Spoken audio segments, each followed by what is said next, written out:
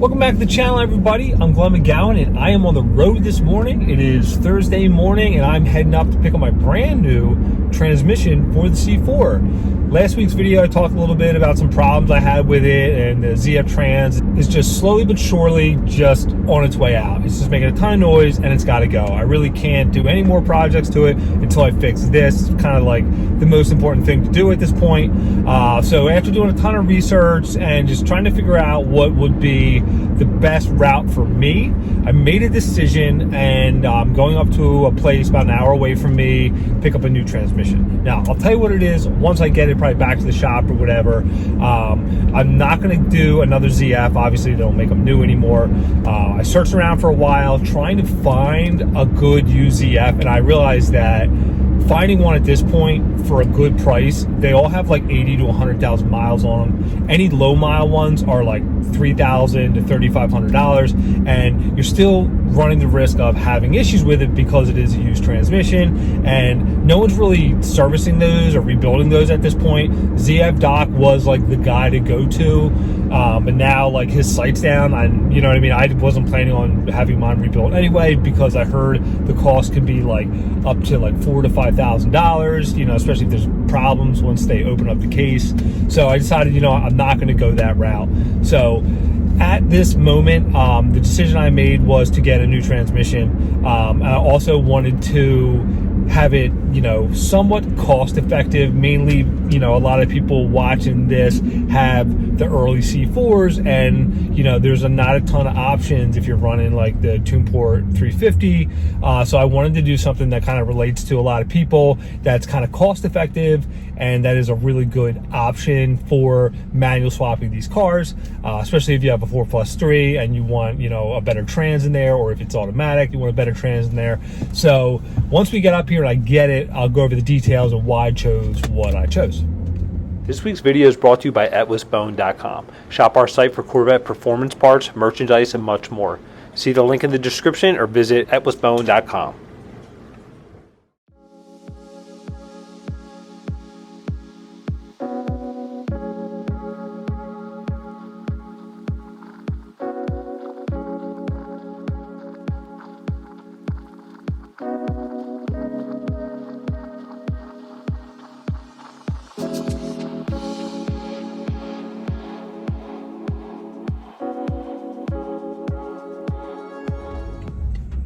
All right, so I just loaded the trans in the back of the X5 here, and I'm on my way back to the shop, and I'm gonna get this thing out and we can take a look at it.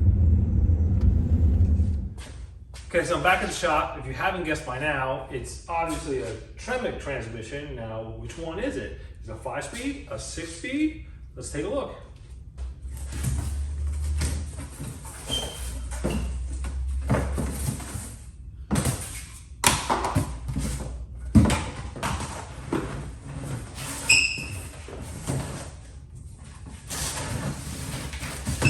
Yes, it's a 5-speed. Let me tell you why. Okay, first and foremost, special thanks to Handling Motorsports. They're in like Elverson, PA. They're like the Tremec people in this area. They got a really good reputation. I called them up, told them what I wanted, and drove up a couple days later and picked it up. This is a Tremec TKX. So this is kind of like the newer version of a TKO 600, if you're familiar with any of those. So it's good for up to 600 foot-pounds of torque. Now, you're wondering, I went from a 4-speed to a 6-speed, back to a 5-speed. So the main reason I'm doing this is A, cost, B, this will basically bolt right up to my car without doing heavy modifications. So with this transmission, if your car was a 4+3 car, which mine was, you can use the bell housing, the drive shaft, the slave cylinder system, all that. And with an extra offset shifter that pushes it over to the left, this thing will bolt right up in place. You can get an adapter bracket for this, for your C-beam, which is only like $79. So all in pretty much with this, to put this in the car, is around 3,500 bucks, give or take, something like that, right? I even had to buy a bell housing for 170 bucks because I ended up selling the one that was on this car when I did the ZF swap. So if you are a diehard 6-speed fan, like get a 6-speed if you want it, do the extra work, spend the extra money. For me, it's not a big deal at all. I don't care. The 6-speed cars that I do have and drive, I could probably count on one hand how many times I'm actually in sixth gear. I don't daily drive my cars, I don't drive them far or anything, and typically because most of my cars are 5-speed cars, I'm always in fifth gear, rarely in sixth gear. So for me, it's kind of like a no-brainer. This was like, you know, the perfect setup. I looked down both avenues to figure out what is going to be the best for my car and my future plans for the car. Now, with this transmission setup in the car, because it can handle up to 600 foot-pounds of torque, whatever engine upgrade I do in the future, this will be able to handle it, no problems. God forbid something happens to it, it's a Tremec. I can go back to them, they can fix it, and I can put it right back in the car. The ZF stuff is not that easy. If something breaks, you gotta find someone who actually wants to touch it, and then you gotta get the parts for it, and then it's very expensive. With this, it's inexpensive to build, to run, and all that. And for me, I can bolt this up in the car. So to me, it's just pretty much a no-brainer for me to run this in here, because right now it's just a tune-port 350. And if I decide to do the LS1 in the future, I can swap out the bell housing for $250, $300, and it'll bolt right up and I won't have any issues. Now, if you were running a ZF6, the bell housing is like $1,000, and then there's a bunch of other things you have to do that. So this is kind of like the cheaper way to do that. And I'm not sure when I'm going to even do my LS swap. I may do it soon. I may do it a year from now, 2 years from now, a couple weeks from now. I'm not really sure, but I want to drive the car now. So this is the route that I went with. So I'm happy with the choice. And like I said, I try to calculate every option, and I would be right in the same boat price-wise if I bought a used ZF, a good lower mile used ZF. And that to me is like rolling the dice. And I don't want to do that. I want to buy something new with no issues and not have to deal with it again, and not have to do it for the third time. So that's why I went with this, and I'm happy with it. I did order a bunch of other stuff, which I'm waiting for. Once I get all that in, I can start taking all this old stuff out of here. I have an appointment in a week from now to get this aligned. So when it comes back from being aligned, I'm going to take it all apart and start putting this stuff back in. One thing I did get with this, let me just show you real quick.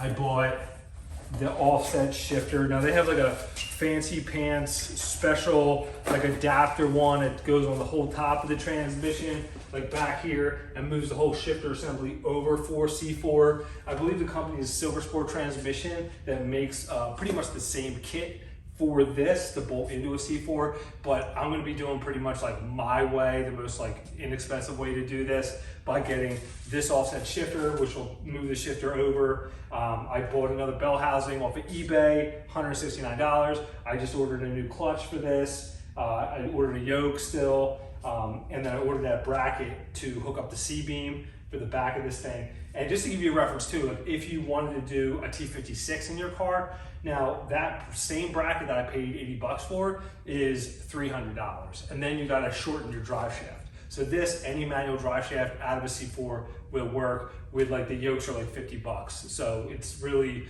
inexpensive to run one of these in your car. So to me, it's kind of like a nice setup to put this in if you're not worried about it being a 6-speed. Me, I don't care. So that's what I have at the moment. So once I get my bracket in and all that other little stuff, we can kind of start putting this stuff together.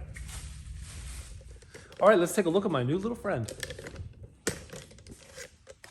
So here she is, TKX 5-speed there. Now the shifter will look like this. I'm gonna take this one out and put this one in, and this moves it over. Now, my car was a 4+3, like I said, and it's got a ZF in it now, and I had to cut the whole tunnel out and put that patch panel tunnel piece in, so it looks like it is a car that has a ZF in it. So if you had a 4+3 car, the shifter's like built into the tunnel, and you would probably have to cut that out anyway. But you know, that's just a little idea. You can go back and look at my other video how I took all that apart. Okay, so that'll do it for this week's video. I know it's not long and super exciting, but that's just where I am with the car project, and I don't have to listen to the ZF make the worst noises I've ever heard a transmission make anymore. I'll have my brand new transmission in the car, and it'll be more fun to drive. So next week we'll get it aligned, and then I will start tearing this thing back all apart again for trans swap number 2. So if you enjoyed the video, hit that like button. Thanks for watching.